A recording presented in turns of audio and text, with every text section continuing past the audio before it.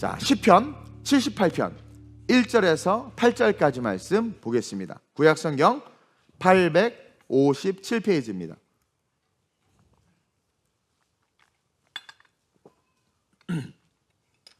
구약성경 857페이지 시편 78편 1절에서 8절 제가 먼저 봉독합니다.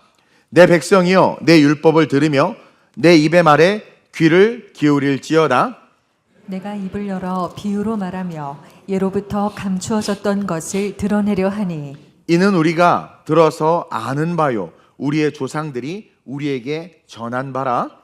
우리가 이를 그들의 자손에게 숨기지 아니하고 여호와의 영예와 그의 능력과 그가 행하신 기이한 사적을 후대에 전하리로다. 여호와께서 증거를 야곱에게 세우시며 법도를 이스라엘에게 정하시고 우리 조상들에게 명령하사 그들의 자손에게 알리라 하셨으니 이는 그들로 후대 곧 태어날 자손에게 이를 알게 하고 그들은 일어나 그들의 자손에게 일러서 그들로 그들의 소망을 하나님께 두며 하나님께서 행하신 일을 잊지 아니하고 오직 그의 계명을 지켜서 그들의 조상들 곧 완고하고 배역하며 그들의 마음이 정직하지 못하며 그 심령이 하나님께 충성하지 아니하는 세대와 같이 되지 아니하게 하려 하심이로다. 아멘. 오늘 이 본문을 가지고 제목을 한번 큰 소리로 읽어봅시다. 시작. 시대와 세대를 건너 전해야 할 복음. 오늘은 어린이 주일이죠. 옆 사람에게 당신은 어린이여야 합니다. 하나님 앞에서. 예, 또 집에 가서 60, 70 넘은 어머니 앞에서 막 어린이 뭐 용돈 달라고 그러지 마시고 하나님 앞에서 여러분들은 어린이여야 돼요. 대한민국의 출산율이 현재 0.78명으로 세계 최하위를 기록했다고 모든 세상의 언론들이 한번 대대적으로 이 대한민국을 홍보시켜 준 적이 있죠. 그러면서 인구 소멸에 대한 이야기가 나오고 있는 현실이 지금의 이 대한민국입니다. 피부로 잘 와닿지 않죠? 인구 소멸의 위기가 있다고 해요. 물론 우리 교회는 아기들과 어린이들이 성도 대비 엄청나게 많은 교회입니다. 여러분 300명, 500명 되는 교회에도 교회학교 전체 유아유치부부터 중고등부 빼고 초등부까지 50명이 넘는 교회가 많지 않다고 그래요. 정말 심각합니다. 그럼에도 불구하고 우리 교회는 평균 이상이어서 감사해요. 근데 사실 이 저출산의 문제는 정말 국가의 존폐가 달린 진짜 심각한 일입니다. 그리고 이 문제보다 더 심각한 위기가 한 가지가 있는데 출산율도 최저지만 동시에 출산율과 함께 복음화율 역시 계속해서 떨어지고 있다는 거예요. 즉 태어나는 그 적은 아이들, 출산율이 적으니까 태어나는 그 적은 아이들의 미래가 복음과 예수를 알지 못하는 시대와 세대가 돼서 국가가 소멸할 수 있는, 그리고 그들의 삶은 영원한 지옥으로 이어질 수밖에 없는 이런 시대가 지금의 이 시대라는 거예요. 국가의 소멸보다 더 무서운 영적 소멸, 영원한 형벌을 받는 저주의 삶의 우리 다음 세대들, 그 다음 세대들, 그 다음 세대들에게 펼쳐질 것 같은 두려움이 솔직히 제 안에 있음을 고백합니다. 저는 그래서 오늘 특별히 시편 말씀을 가지고 우리 기성세대와 우리 젊은 가정들이 사명감을 가지고 아이를 낳을 뿐만 아니라 그 아이들에게 시대와 세대를 건너서 반드시 복음을 전해야 한다는 사명감을 가지고 우리가 결단했으면 좋겠어요. 여러분들의 자녀의 친구들, 그러니까 여러분들의 자녀, 아기들의 친구들, 어린이집 동기들, 그 동기들 있죠. 유치원 친구들 있죠. 여러분들 초등학교 친구들, 여러분 그들의 부모에게 전도하시길 주님의 이름으로 부탁드려요. 저도 이렇게 아파트 단지 아침에 갈 때 보면 아줌마들끼리 아주 그냥 내추럴한 모습으로 한 10명이 서서 막 떠들고 있어. 애들 등원시키더라고. 거기서 혼자 뻘쭘하게 한 20m 떨어지는 남자가 있는데 보니까 아내 대신 나온 남자죠. 그러면서 이제 애를 보내더라고. 근데 온갖 수다 떠는 거 가만히 들어보니까 뭐 올리브영 얘기하는 것 같고 뭐 아파트 그 집에서 뭐 주차가 막 이런 얘기하는 것 같아. 거기서 혹시 그런 모임 가운데 서 계시다면 여러분들이 우리 교회 이런 세미나 있는데 참석하라고. 그리고 이런저런 얘기하다가 교회 다니냐고 묻고 자녀들의 친구, 그러니까 그 자녀들의 친구의 부모들을 전도하는 그런 열심이 우리에게 좀 있어야 될 것 같다. 그런 생각을 하게 됩니다. 그래서 그들의 부모가 우리로 말미암아 그들의 부모가 예수를 믿게 되고 그 부모가 자녀에게 복음을 전하고 또 그 자녀가 그 자녀에게 복음을 전할 수 있도록 지금 우리는요 우리 동년배 지체들 그러니까 여러분들 비슷한 또래 그 동년배 지체들 특히 아이를 가진 이웃들에게 그 무엇보다 복음을 좀 열심히 전해야 합니다. 왜냐하면 요즘 어린아이들 입이 너무 거칠어졌고요 학교에서 배우는 그들의 교육과 역사와 과학이 복음을 대적할 수밖에 없도록 만듭니다. 그래서 우리가 가정 세미나도 하겠지만 그런 세상의 지식과 교육, 그 다음에 학교의 기능 중에 한 가지가 타가소의 기능이라고 그랬어요. 우리가 아이들을 맡길 수 있는 또 한 가지는 사회성을 배울 수 있는 공간이 학교라고 그랬습니다. 근데 그 사회성 속에서 복음을 듣지 못한 아이들이 그 세상의 지식과 학문을 가지고 그들과 교류하다 보면 그 사회성에 젖으면 절대로 그들이 교회 안에 들어와서 이 교회 공동체에 적응을 할 수가 없어요. 그래서 여러분들 지금부터 다시 깨어나서 여러분들 화장도 이쁘게 하시고 남자들 옷도 멋있게 입고 가서 복음을 전하는 등하원 때 그런 은혜가 있으셨으면 좋겠어요. 이번 5월처럼 3시에 좋은 세미나가 있잖아요. 그러면 그 정보를 알려주고 초대하고 또 전도지를 이렇게 좀 만들었어요. 인쇄가 될 건데 그거 여러분들 다음 주에 갈 때 10장씩 다 갖고 가셔야 돼. 갖고 가셔서 등하원할 때 나눠주고 친구분들 그 비슷한 또래 있는 집에다 좀 꽂아놓고 그렇게 하셔서 그 아이들이 복음에 대해서 듣고 또 그분들이 와서 부부관계 또 부모교육, 가정예배 이런 것들을 배울 수 있도록 어쨌든 교회는 장을 마련하고 여러분들을 초대하는 그런 은혜가 있으시길 주님의 이름으로 축원드립니다.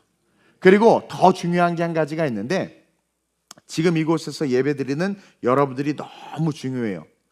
여러분들은 여러분들의 자녀에게 넘겨줄 복음을 가지고 있어야 됩니다. 자, 복음을 이웃에게 전하는 것도 중요한데 오늘의 포인트는 뭐냐면 여러분들이 여러분들 자녀에게 내가 자식에게 넘겨줄 그 복음을 가지고 있냐라는 거죠. 자녀는요 부모로부터 가장 큰 교육적, 정서적, 신앙적, 관계적 영향을 받아요. 따라서 부모는 다른 부분도 중요한데 특별히 신앙 부분에 있어서 자녀에게 넘겨줄 유산이 그 부모 안에 있어야 돼요. 즉 복음의 영향력을 자녀에게 끼칠 수 있어야 돼요. 오늘 본문인 이 시편 78편이 그 이야기를 하고 있어요. 78편 딱 보면 아삽의 마스길이라고 써 있습니다. 이 마스길이라는 말이 뭐냐면 교훈, 교육 그런 뜻이에요. 즉 아삽의 마스길, 아삽이 쓴 이 시편은 교훈, 교육에 대한 아주 중요한 뜻을 담고 있다라는 거예요. 즉 반드시 새겨들어야 하고 교육적 가치를 가지고 있는 시편이라는 거죠. 그러면서 이 시편의 시작에서 강조하고 있는 게 뭐냐면 신앙의 전달이에요. 다음 세대에게 넘겨줄 복음을 부모가 가지고 있냐라는 거죠. 부모라면 반드시 자녀에게 넘겨줄 복음을 가지고 있어야 되고 그것이 민족과 나라의 멸망을 막을 뿐만 아니라 자녀들의 미래를 천국으로 이끌 수 있기 때문에 부모들에게 이것은 너무나도 중요하다라는 거예요. 따라서 첫째로 한번 읽어봅시다. 시작.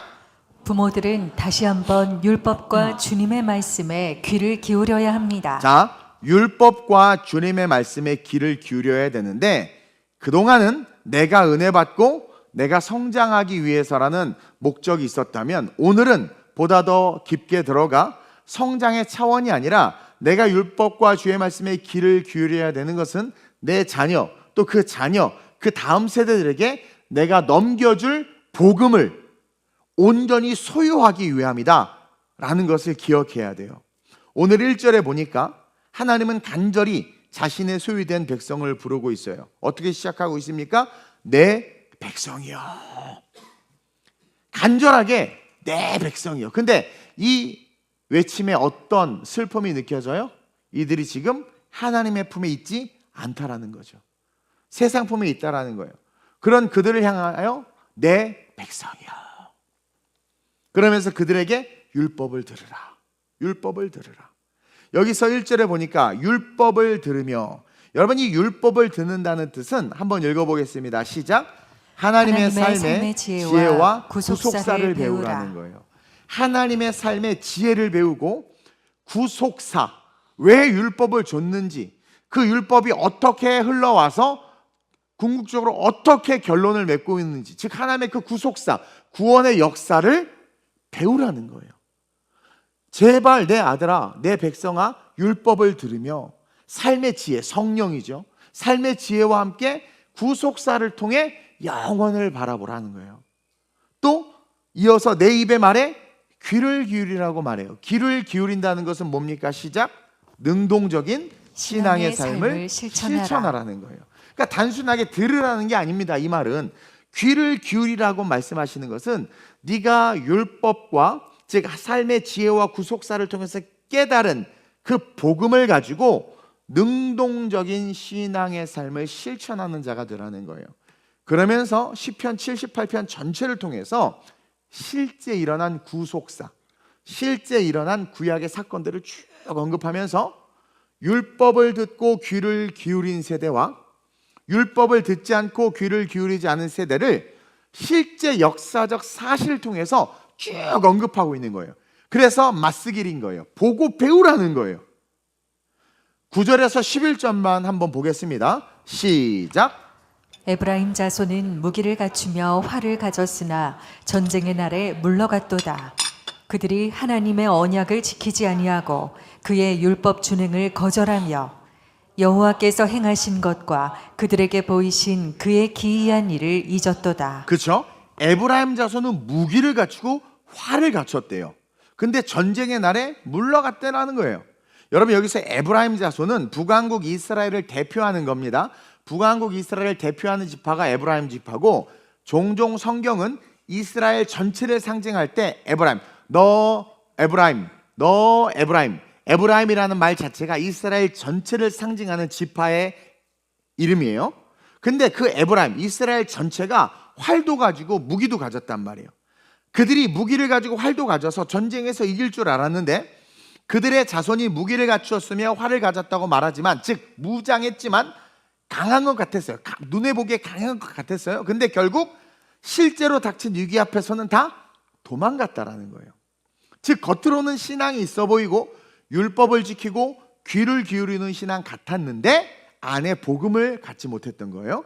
그러니까 신앙의 외형과 그 내면의 실제가 다른, 겉모습만 번드르르한 에브라임이었다라는 거죠. 겉모습만 번드르르한 껍데기 신앙이었다라는 거야.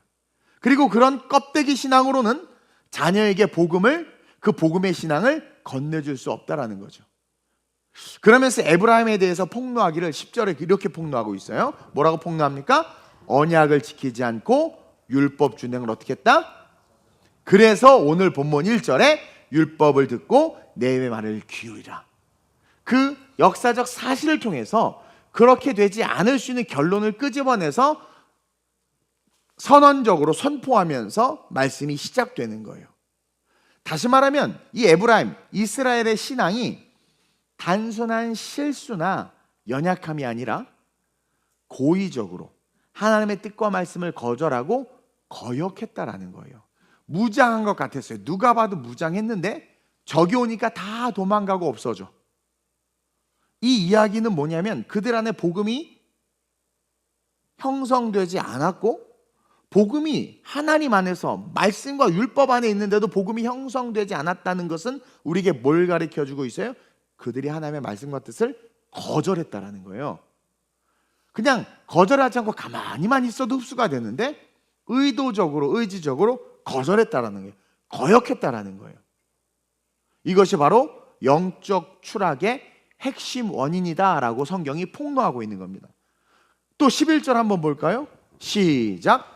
여호와께서 행하신 것과 그들에게 보이신 그의 기이한 일을 잊었도다. 하나님께서 홍해를 출애굽시키시고 10가지 재앙 출애굽시키시고 홍해를 가르시고 여리고를 무너뜨리고 엄청난 역사. 그래서 그들이 지금 가나안 땅에 살고 있는데 뭐라고 성경이 기록하고 있어요? 여호와께서 행하신 것과 그들에게 보이신 그의 기이한 일을 잊었어. 근데 겉으로 봤을 때 무장했어. 하나님의 사람이야. 교회 다녀. 집사장도 권사야. 근데 시험과 환란이 오니까 어떻게 돼요? 그냥 다 자빠지고 쓰러지고 넘어지는 거예요. 그러니까 기이한 일을 잊었다고 기록하고 있는데 이것은 잊었다라는 게 아니라 무시했다라는 거예요. 성경의 사건, 하나님의 역사와 사건들에 대한 의미를 삶에서 지워버린 거예요. 만약에 구원의 은혜, 저도 가끔가다 제가 어떻게 살다가 예수 믿게 돼서 여기까지 왔는지 그 터닝 포인트가 있는데 그것을 잊을 때가 있어요. 근데 그것이 기억날 때는 내가 너무나 감사가 넘치고 헌신과 열정이 솟아나는데 그것을 잊을 때는 어느 순간 이기적이 되고 나중심이 되는 나를 발견한다는 거예요. 이들은 하나님이 자기의 인생 가운데 행하신 역사와 기적을 거절하고 거부하고 잊어버린 거예요. 삶에서 지워버린 거예요. 왜냐하면 성경은요, 하나님의 역사, 즉 기억, 역사는 기억, 메모리거든요. 기억과 신앙은 깊이 연결되어 있다는 것을 성경은 계속해서 보여주고 있어요. 여러분, 제가 그러잖아요. 우리 그리스도인들은 내일로 말미암아 오늘을 살아가는 자들이 맞아요. 근데 이 오늘을 살아가는 우리가 왜 내일을 바라보며 오늘을 살게 됐냐면 내 인생의 어느 시점인가 나를 만났던 그 하나님, 그 예수 그리스도가 신앙 고백이 되었기 때문에 내일을 바라보고 오늘을 살 수 있는 존재가 된 거거든요. 그래서 성경은 이 하나님의 역사는 우리의 메모리, 우리의 기억과 우리의 이 신앙은 계속해서 깊이 연결되어 있어서 우리의 신앙을 견인하게 되어 있단 말이에요. 그래서 레위기 26장 42절을 보면 시작.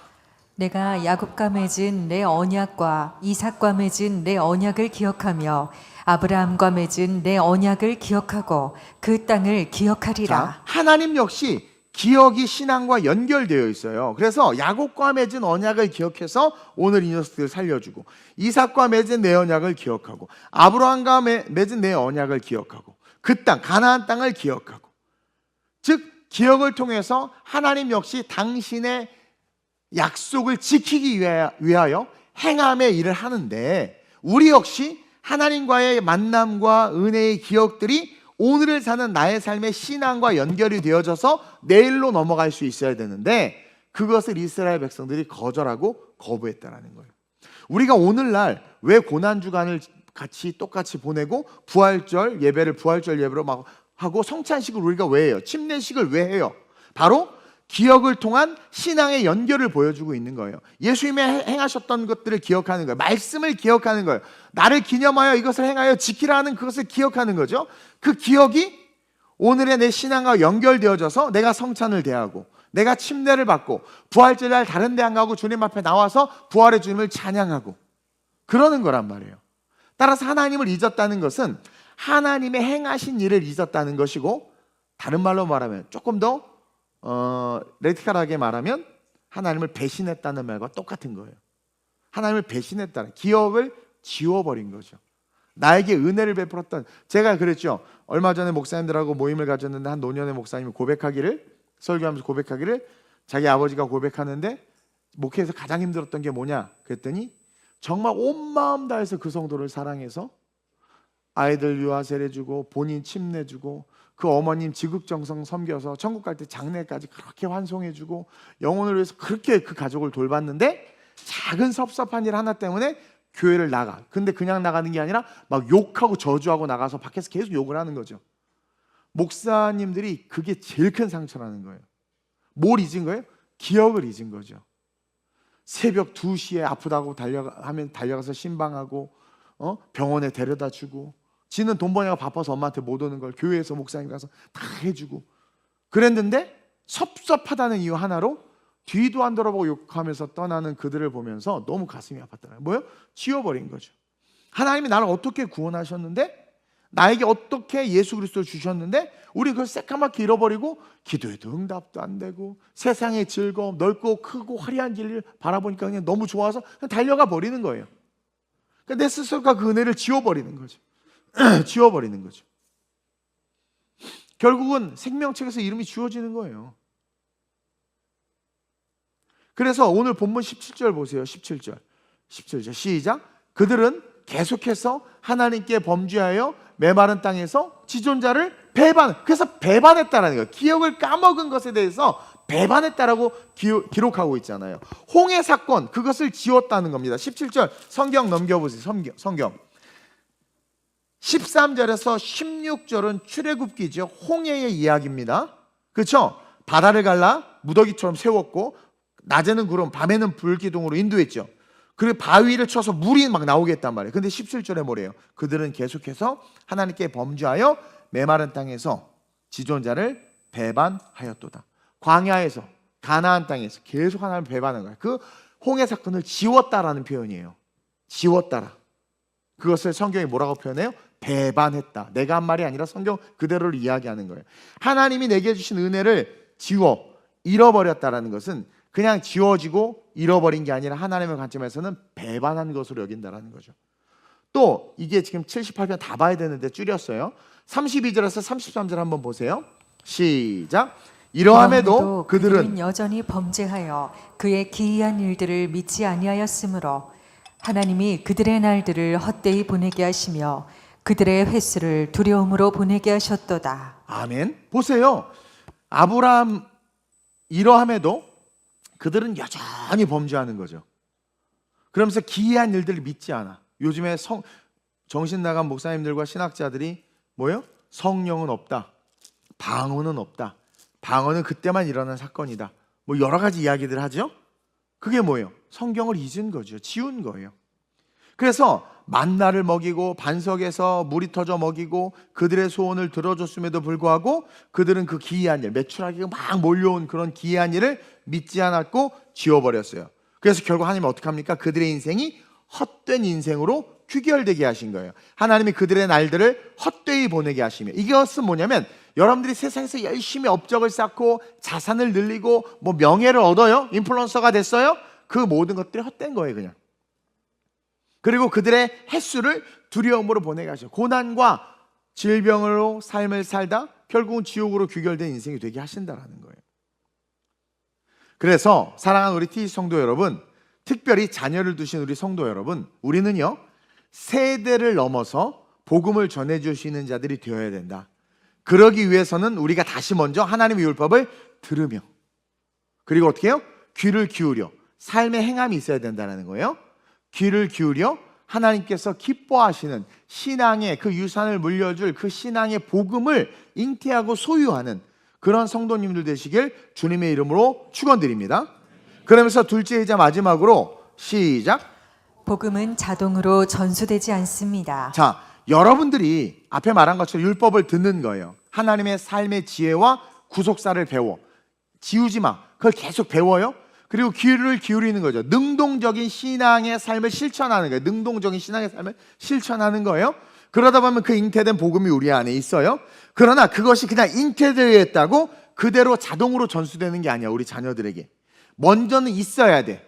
있는 그것을 전수해야 되는데, 우리가 이것을 넘겨주지 않으면, 전수해주지 않으면, 내가 부모가 하지 않으면 아무도 할 수 없어요. 아무도 넘겨줄 수 없어요. 따라서 첫째로 복음을 숨기지 말아야 돼요. 이게 무슨 말이냐? 오늘 보면 4절이에요. 한번 볼까요? 시작. 우리가 이를 그들의 자손에게 숨기지 아니하고 여호와의 영예와 그의 능력과 그가 행하신 기이한 사적을 후대에 전하리로다. 여기서 숨긴다는 것은 말을 하지 않는 게 아니라 삶에서 보여주지 않는 것을 말해요. 즉 우리가 이를 그들의 자손에게 숨기지 아니하고, 즉 하나님이 행했던 놀라운 역사들을 자녀에게 그냥 말로 전달해 준다는 것이 아니라 숨기지 아니하고 그것을 내가 먼저 믿어서 내 삶이 그것을 증언하게 하는 거죠. 삶으로 보여주는 거예요. 그래서 그것이 삶으로 자녀에게 전달되게 하는 그러한 삶을 살 수 있어야 된다는, 그게 복음이 전수되는 방법이라는 거예요. 우리의 자녀들에게 삶에서 복음을 보여줄 수 있는 부모가 되어야 됩니다. 신앙의 유산은 말로 전달되는 것이 아니라 삶으로 전달되고 삶으로 전수되는 거예요. 그래서 가정에서 부모의 습관, 태도, 여러분 아이들이요 말로 배우는 거 아니잖아요. 아빠하고 애가 똑같이 자는 게 이렇게 잔대. 그게 유전적으로 자는 게 아니라 배우는 거예요. 배워. 아빠가 책을 집에서 항상 보면 애들도요, 나도 책 봐야지. 왜? 아빠를 따라하고 싶은 거예요. 책 봐요. 엄마가 부지런하고 요리하는 걸 좋아하면 여자 딸들이 이렇게 있다가 자기도 엄마처럼 되고 그걸 배워. 그래서 어느 날 보면 딴 데 가서 그거 하고 있어. 막 놀아도 그냥 요리놀이만 해. 놀아도 그 아들 막 책 읽는 학교 놀이만 해. 이거는 그냥 말로 아무리 너 요리하는 놀이 해라. 요리가 좋은 거고 요리는 이런 거고 요리 해봐. 절대로 전수 안 돼요. 근데 엄마의 몸에 배어 있어. 새벽같이 일어나서 준비하고 식사하고 뭐 착착해. 그러니까 그렇게 배워. 그렇게 그 배우는 거. 자기도 막 일어나면 엄마가 어디 가. 그럼 지가 일어나서 아빠 밥 해준다고 주방을 다 태워 먹는 거지 막. 왜? 그게 그냥 삶으로 전수된 거예요. 너 왜 그랬어? 엄마가 하니까 엄마 없어서 내가 하려고. 그런 거라는 거예요. 여러분, 아이는요 말로 배우지 않아요. 부모의 습관과 태도가 그대로 아이에게 전수되는 겁니다. 그러니까 우리가 삶에서 신앙을 드러내면 아이들 역시 삶으로 그것을 배우고 그것이 곧 다음 세대에게 신앙을 넘겨주는 진짜 유산이 되는 거예요. 아빠가 엄마를 때리는 걸 봐요. 처음에 무섭고 두렵고 떨리는데 그게 일상이 되면 그 아이는 자라면서 당연히 여자를 때릴 수 있다고 생각합니다. 그게 당연해지는 거예요. 그리고 도덕적으로 윤리적으로 지식적으로 그러지 말아야 된다고 배우지만 몸에 이미 습관이 들려있어서 화가 나면 손이 나가요. 집에서 배우는 거예요. 3살 버릇 여든 간다고. 이 밥상머리 교육과 집안의 부모의 이 태도를 통해서 배우는 교육은 너무 중요해요. 부모가 존댓말을 쓰는, 부부끼리 존댓말을 쓰면 애들도 존댓말을 써요. 가르쳐주지 않았는데 자연스럽게 그렇게 된다는 거예요. 주일 아침에 일어났을 때에 부모가 대하는 태도가 아이들이 주일을 대하는 태도가 돼버리는 거라는 거죠. 우리가 삶에서 신앙을 드러내면 아이들 역시 삶으로 그것을 배우고 그것이 곧 그 아이들, 다음 세대들에게 신앙을 넘겨주는 진짜 유산이 되는 거예요. 따라서 여러분 예배에 진심을 보여주세요. 예배에 여러분들이 자녀들에게 진심을 보여줘야 돼. 우리 교회는 어떻게 거꾸로 교회 학교 아이들이 가방 다 메고 아빠 교회 가야 돼 늦었어 하고 아빠를 깨워요. 어떻게? 그 아이는 어떤 습관이 배냐면 어른을 신뢰할 수 있는 존재가 아니라는 걸 배워요. 그렇게 돼요.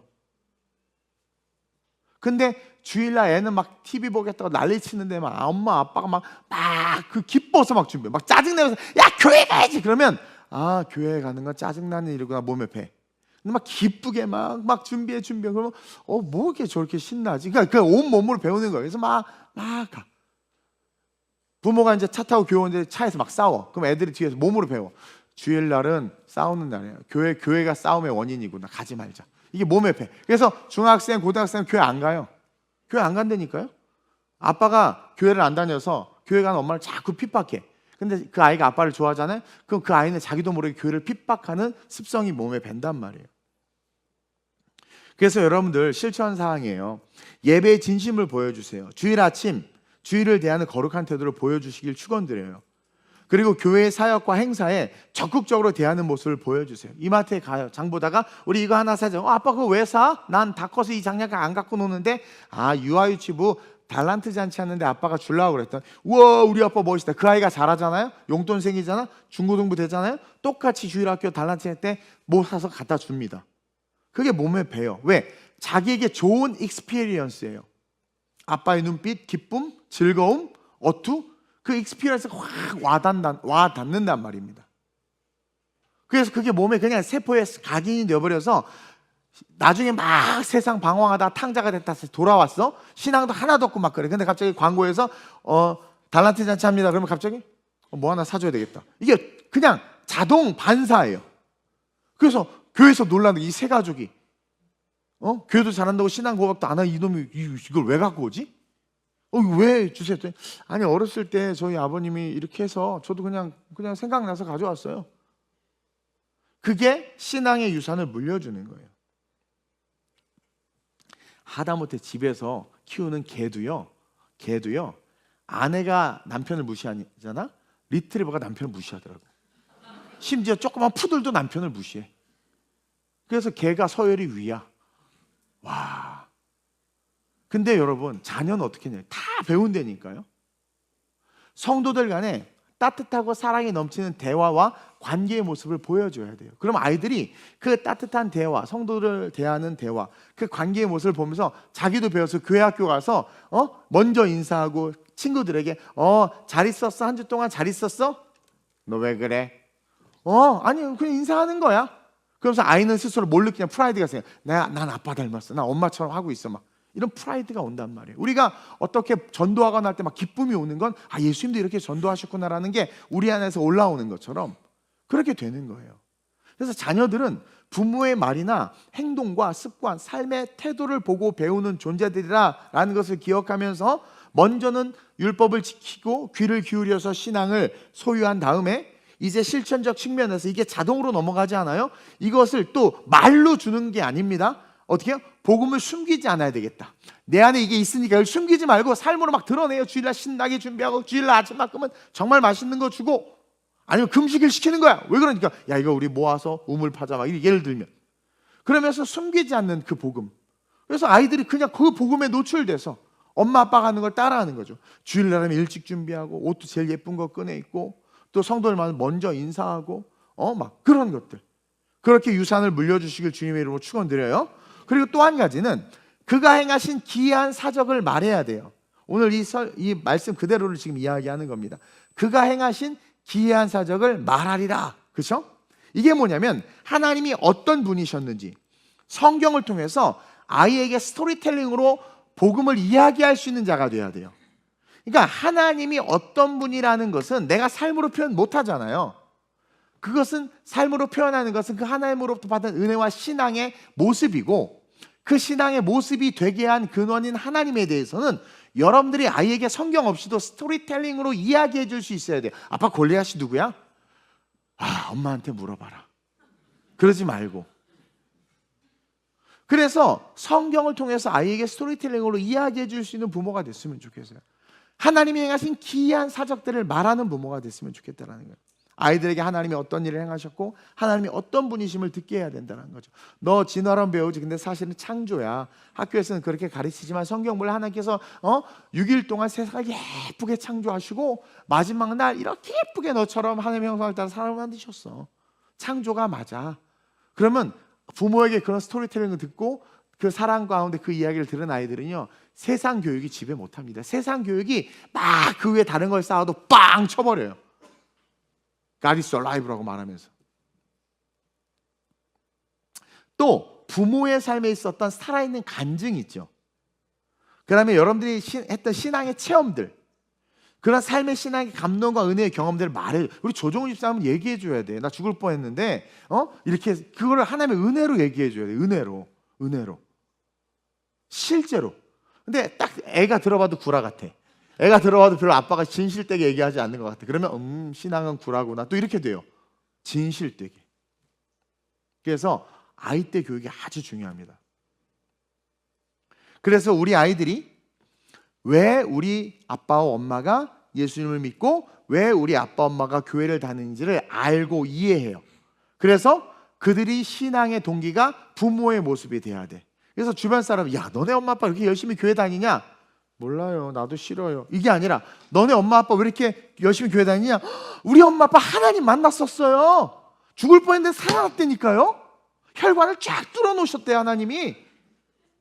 여러분 이게 아이들에게 엄청난 능력이 됩니다.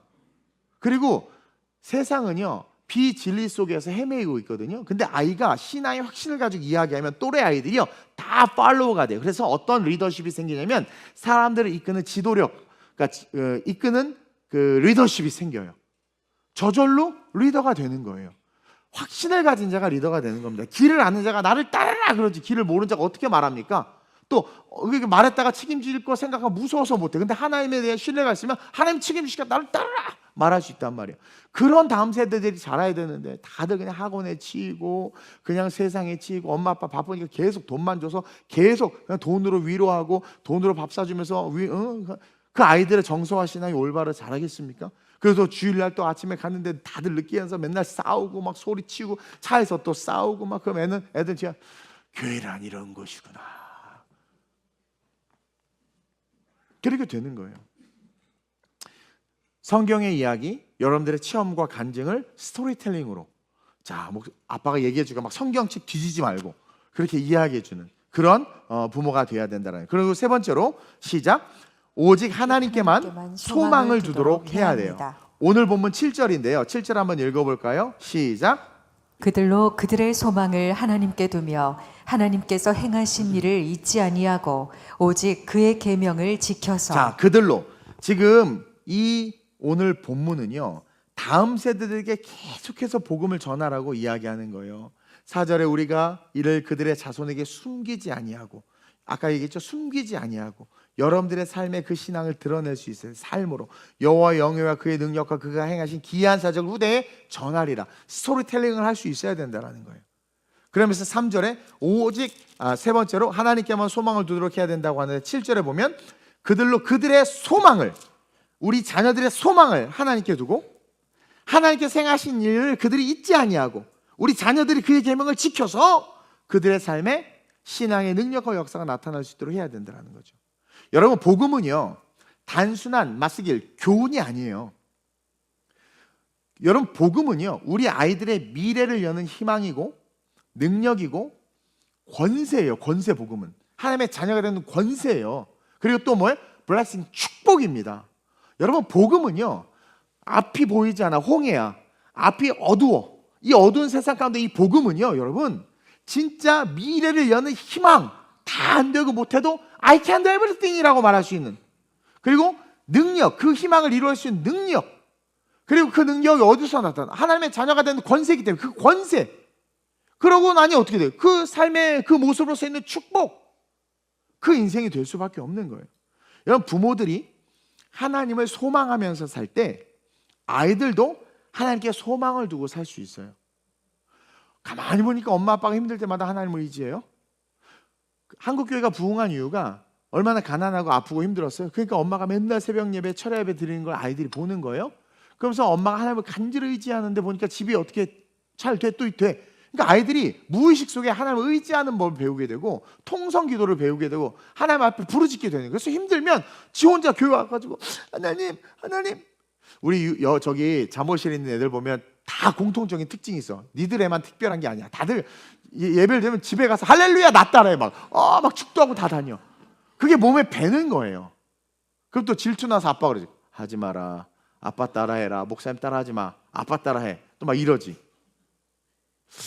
여러분들, 이 아이들이요, 정말 그 부모님으로 말미암아 부모가 하나님을 소망하는 삶의 모습을 요소 때 보는 거예요. 힘들 때 막 부부가 너무 힘든 얘기예요. 경제 어떡하지, 뭐 나 직장 잘려서 막 우리 같이 기도합시다. 그럼 그걸 들어요, 애들이. 하나님을 의지하면 되는구나. 저절로 배우는 거죠. 여러분, 제가 천국 소망을 두고 목회하죠. 저는 천국 소망을 두고 목회를 합니다. 그래서 여러분, 제 목적은 여러분들을 천국까지 잘 안내하는 거예요. 몰라, 나는 그 앞에 안내해놓고 지옥으로 떨어질 수도 있겠죠. 근데 중요한 건 내 목적은 내가 어떠하든 여러분들 천국 문 앞에 딱 데려다 놓는 게 사실은 저의 목회 철학의 핵심입니다. 그래서 제가 자꾸 천국 얘기를 하니까 이게 신방 다녀보거나 성도들하고 얘기해보면 많은 사람들이 천국 소망을 갖게 됐대. 그동안 새가족들하고 얘기해보니까 천국에 대한 설교를 많이 못 듣고 천국 얘기를 잘 많이 못 들었대. 다 현실적인 얘기, 스터디셀러 같은 이야기, 그 다음에 이 땅에서의 어떤 성장, 성공에 대한 얘기, 이들은 많이 들었는데 성경을 해석하거나 천국에 대한 이야기를 여기 와서 이렇게 되게 낯설게 들었다라는 거죠. 처음 들었다라는 거죠. 그러면서 자기도 천국 소망이 생겼대. 왜냐하면 제가 항상 천국 소망을 이야기하고 그걸 바라보니까 여러분들 그걸 몸으로 배우는 거예요. 몸으로. 그래서 어떤 분이 이렇게 살다가 죽어도 천국이지, 또 이렇게 말을 하는 거예요.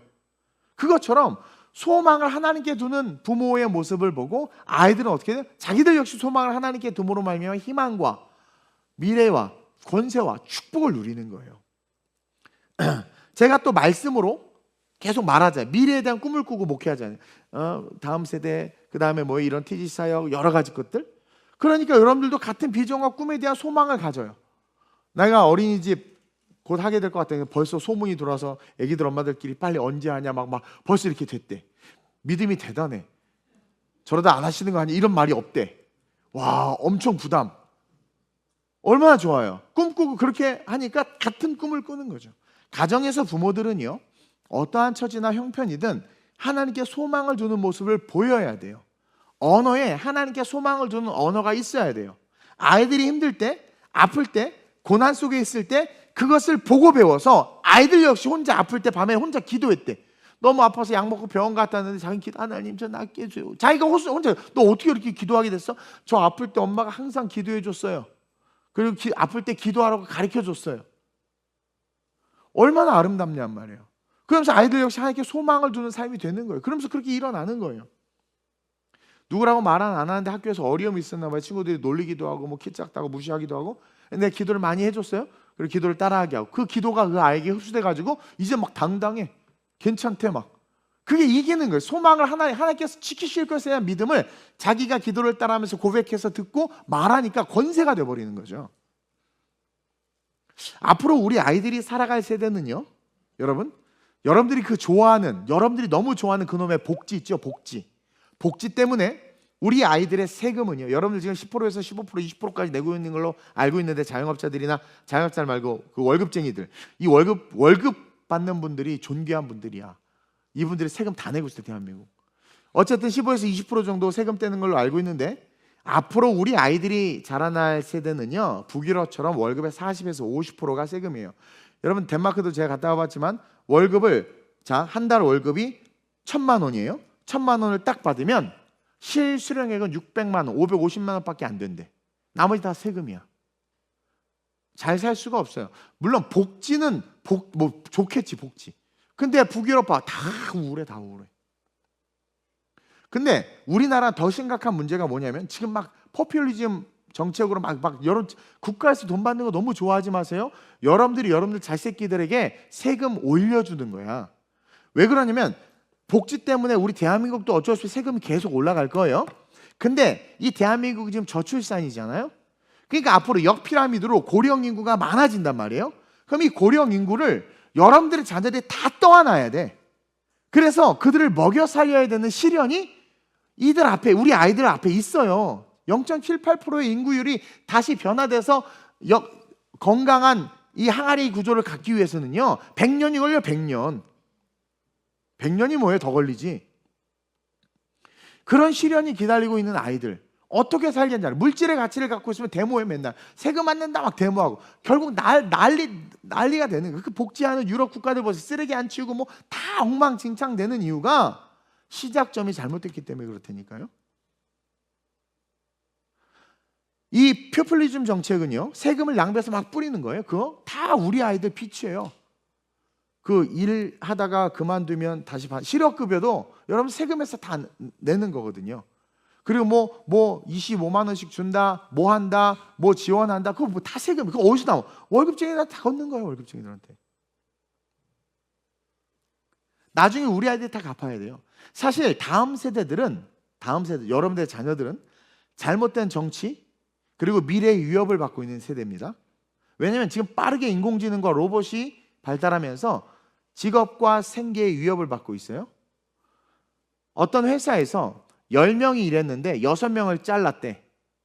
그리고 인공지능 GPT를 비롯해서 그런 툴들을 쓰니까 생산효율이 훨씬 높아진다는 거야. 요즘에 검색 엔진 안 쓴대요. 인공지능 쓰지. 그러니까 직업이 다 없어져. 로봇이 얼마나 빠르게 발달하는 줄 아세요? 그러니까 우리 아이들은요, 지금 그런 포퓰리즘 때문에 세금의 문제, 인구 절벽으로 말미암아 고령 세대를 떠안아야 되죠. 인공지능과 로봇으로 할 일이 없어지네.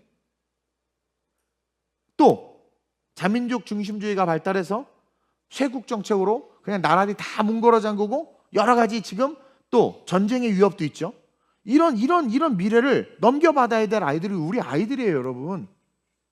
그러니까 우리가 지금 잘해야 돼. 투표도 잘해야 되고, 정책도 잘 세워야 되고, 우리가 지금 잘해야 돼요, 기성세대가. 이들이 준비 없이 그 험악한 세대의 기성세대가 돼서 그것을 떠안는다고 생각해 보십시오. 지금 영국도 막 지금 그 연금 못 받아서 난리고, 젊은 애들은 더 이제 은퇴해서 연금 받을 줄 알았는데 더 일하래. 미칠 일이죠. 그리고 젊은 애들은 취업을 하면 돈을 다 정부가 가져가. 우리가 그렇게 만들면 안 돼요. 지금 이런 세대라는 거죠. 그래서 이들을 우리가 어떻게 해야 되냐면, 그런 시대 속에서도 그런 시대에 침몰되는 것이 아니라 그 시대를 기경할 수 있는 세대로 키워야 되는데, 그러기 위해선 복음을 넘겨받게 해야 된단 말이에요. 여러분, 복음을 넘겨받은 아이들은요, 절대 흔들리지도 않고 절대 넘어지지도 않아요. 그리고 반드시 하나님께 소망을 두는 그 믿음이 있기 때문에 그들이 세상을 바꿀 수 있어요.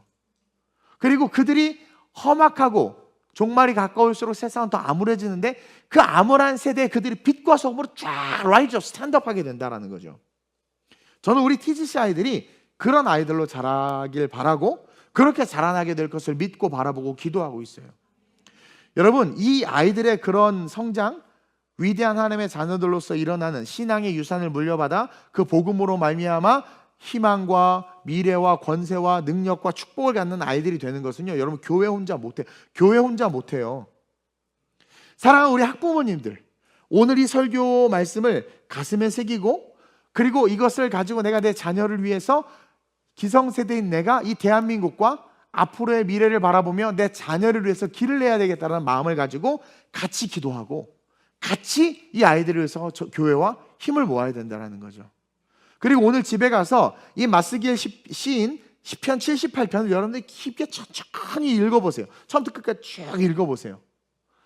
실제 역사, 그 역사를 믿은 세대, 실제 역사를 알지만 그걸 지워버린 세대가 어떻게 극명하게 갈리는지. 여러분, 시대와 세대를 건너서 전해야 될 복음을 소유해야 돼요. 그리고 그 복음을 전달하는 부모들로 일어나야 돼요.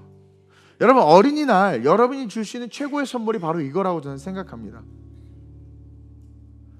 주일 아침을 힘들지만 자기야, 우리 주일 아침 아이들이 교회 가는 걸 기뻐할 수 있도록 주일 아침만큼은 합의해서 우리 가식으로라도 행복하게 좀 이렇게 하자.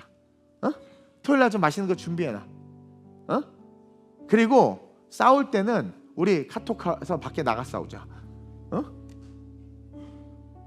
아내가 남편한테 자기 전에 꼭 애 방에 들어가서 머리에 손 얹고 기도해줘. 습관적으로 매일 기도해줘.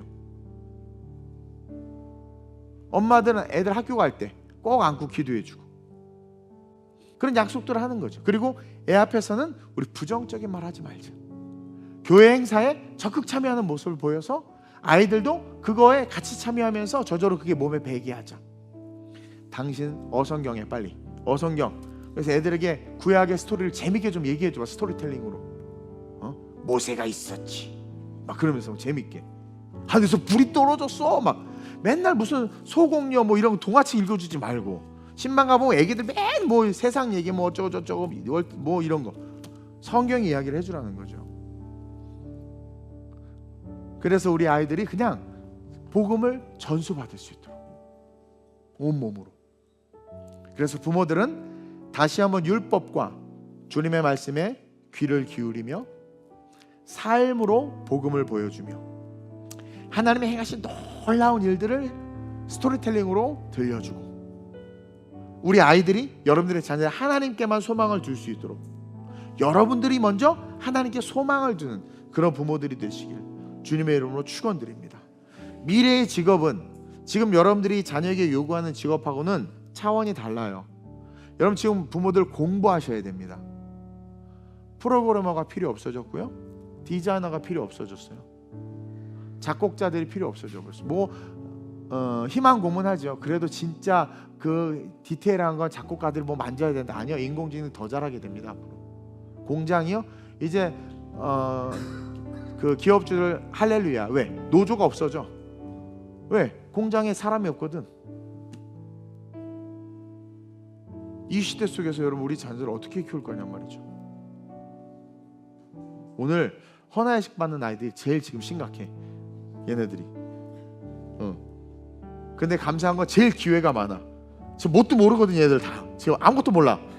2024년생이니 뭘 알아? 2023년생이 뭘 알아? 그러니까 얘네들에게 지금 이런 교육이 들어가고 부모가 이들을 이렇게 가르치면 한 사람이 천을 이루고 약한 자가 강국을 이룬다고 그랬어요.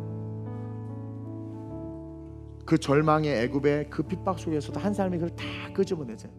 그리고 하나님이 역사하신단 말이에요. 그것들을 바라보면서 우리 부모님들 공부하세요. 인공지능과 앞으로 일어나는 그런 것들에 대한 얘기를 막 듣고 자녀에게 어떠한 삶을 살 수 있도록 내가 길을 열어야 될지 하나님 앞에 묻고, 그러면서 같이 교회와 함께 힘을 합쳐서 우리 아이들을 키워냅시다. 그래서 우리 아이들이 이 세대 가운데 하나님의 영광을 드러내는 일을 해야 돼요.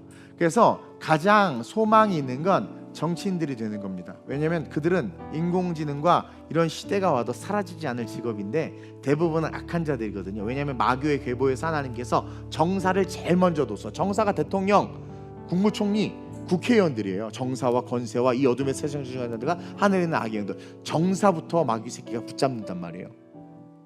그래서 어떻게 보면 이 하나님에 대한 소망을 가지고 정사의 자리에 오르게 하는 거죠. 하나님의 소망을 가지고 권세의 자리에 오르게 해야 되는 거예요. 앞으로 선생님도 필요 없대요. 교육 다 AI가 한다라는 거죠. 그리고 여러분 요즘 인강인이면 다 이걸로 공부해, 태블릿으로. 선생님 안 만나. 이런 세대에서 어떻게 할 거냐라는 거예요. 5년 후면, 지금부터 5년 후면 우리 교회 로비에서 로봇가 안내하고 있을 수도 있어요. 5년 후면 가정마다 그런 그 하우스 로봇들이 그걸 구매할 수 있대. 그런 시대 속에서 우리가 이들에게 물려줄 수 있는 것은 신앙의 유산밖에, 그것이 하나님의 놀라운 창조적 능력으로 이들을 그 시대를 지배하는 자들로 세우게 되고, 마지막 때는 종말인데 어쨌든 그 환난과 핍박 가운데 죽임을 당했다 칩시다. 어디 가는 거야? 천국 가는 거야. 내 새끼 천국 가게 해야지. 이 땅에서는 좋은 거 먹이고 좋은 거 입히고 명품 입히고 막 서울대 보내고 좋은 차 사줬어. 근데 정작 죽을 때 보니까 엄마가 천국 소망을 못 줘가지고 지옥 갔어. 헛된 거 아니에요?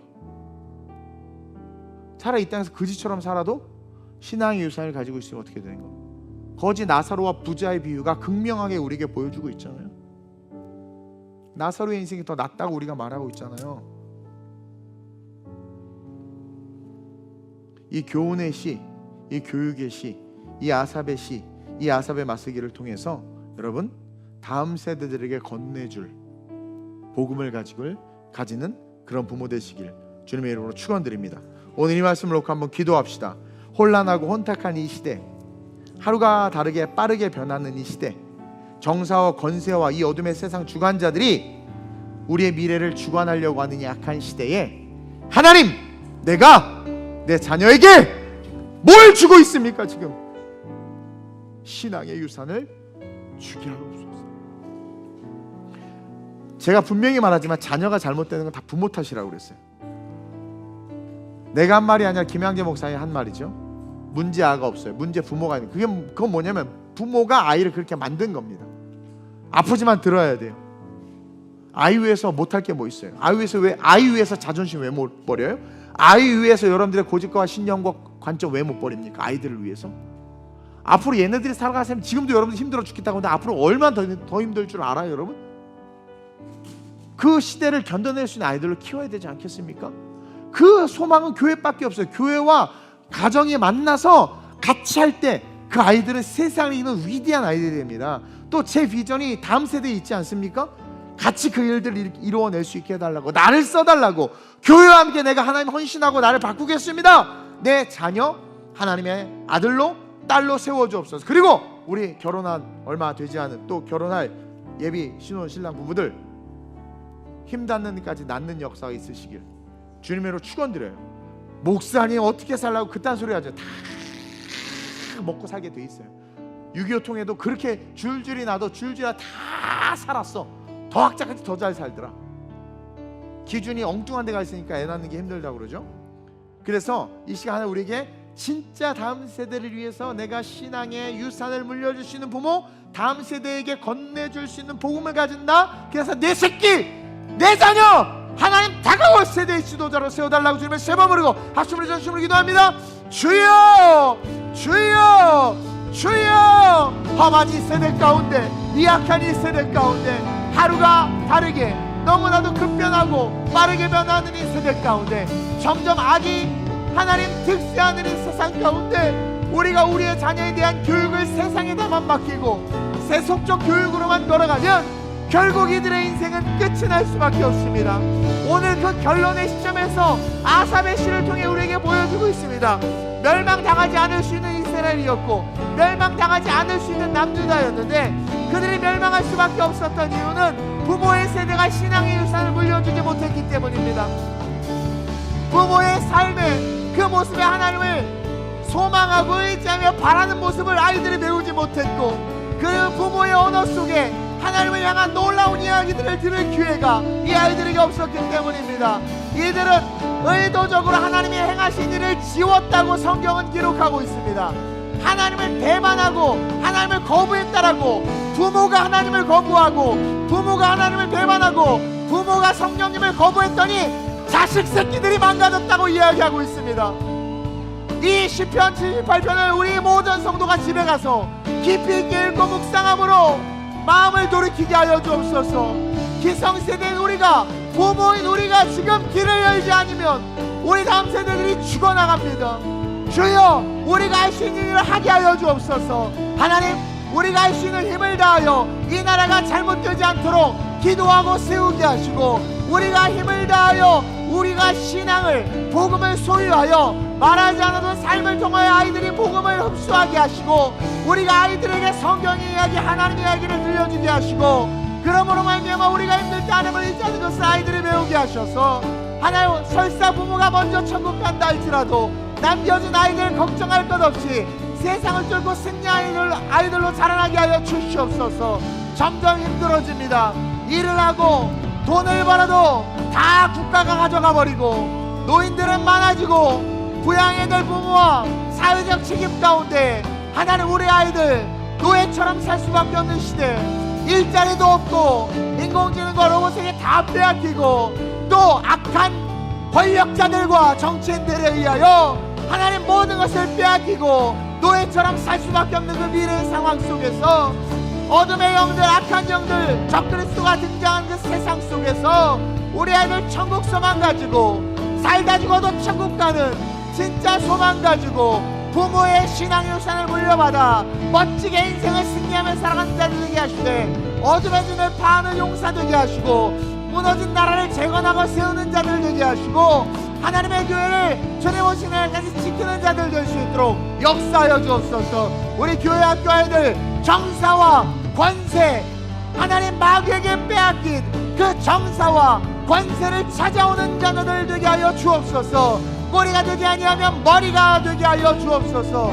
우리 부모들 공부하게 하셔서 우리 아이들의 미래에 대한 분명한 블루프린트를 가지고 기도하게 하여 주시고, 가이드하게 하여 주시되, 신앙 안에서 주님을 따라 그 아름다운 사명 감당하는 멋진 부모들 되게 하여 주시옵소서. 오늘 헌화의식하는 3명의 아이들 하늘문을 활짝 열어주시고, 성령의 충만한 축복과 은사와 능력으로 우리 아이들을 휘감아 주시되, 하나님, 이들이 주류가 되어 기성세대가 되어 살아가는 그때가 되었을 때 이들이 이 땅의 소망이요, 희망이요, 리더요, 이정표요, 하나님의 축복의 용사들 될 수 있도록 역사해 주시옵소서. 좋으신 아버지 하나님, TGC가 남은 사역의 일정을 세계 선교와 글로벌 리더를 키우는 다음 세대 인재 사역을 위해서 올인하려고 합니다. 한 발 한 발 내딛는 게 너무 버겁습니다. 너무나 어렵고 부족한 건 너무나도 많고, 그러나 주님을 잊어서 걸어갑니다. 어린이 주일을 맞이해서 우리가 아이들에게 주시는 최고의 선물은 바로 이 복음의 유산을 전달하는 겁니다. 우리 부모들 오늘 말씀 듣고 깨달은 줄 믿사오니 그 삶을 점검하여 자녀의 문제가 나 때문이구나라는 것을 깨닫고 말을 바꾸게 하시고, 행동을 바꾸게 하시고, 태도를 바꾸게 하시고, 지금도 늦지 않았습니다.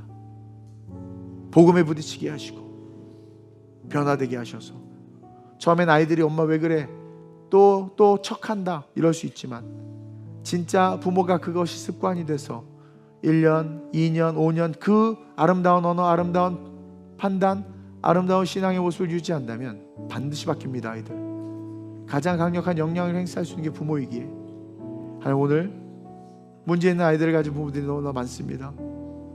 그것이 나의 문제임을 기억하며 회개하게 하시고 오늘부터 바뀌게 하여 주옵소서. 우리가 다음 세대에게 건네줄 복음을 가진 주님의 아름다운 자녀들 되게 해 주옵소서. 감사함을 드리며 예수님의 이름으로 축복하며 기도드립니다. 아멘.